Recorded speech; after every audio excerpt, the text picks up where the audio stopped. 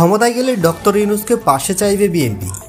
প্রধান উপদেষ্টা ডক্টর মোহাম্মদ ইউনূসের সঙ্গে তারেক রহমানের ১.৫ ঘণ্টার বৈঠকে দেশের চলমান রাজনৈতিক অনিশ্চয়তার মেঘ কেটে যাওয়ার ইঙ্গিত মিলছে।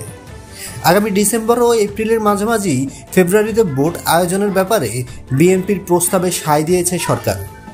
এখন প্রশ্ন উঠেছে, একান্ত এই বৈঠকে কি শুধুই নির্বাচনের প্রসঙ্গ এসেছে? বৈঠকটির বিষয়বস্তু নিয়ে আগেই আলোচনা হয় বিএনপির স্থায়ী কমিটিতে।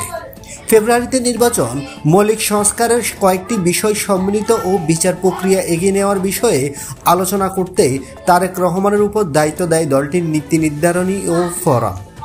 বিএনপির স্থায়ী কমিটির সদস্য সালাউদ্দিন আহমেদ ও হাফিজ উদ্দিন আহমেদ জানিয়েছে, বিএনপি সরকার গঠন করতে পারলে ডক্টর মোহাম্মদ ইউনূসের ইমেজ কাজে লাগানোর কথা লন্ডনের বৈঠকে আলোচনা হয়েছে।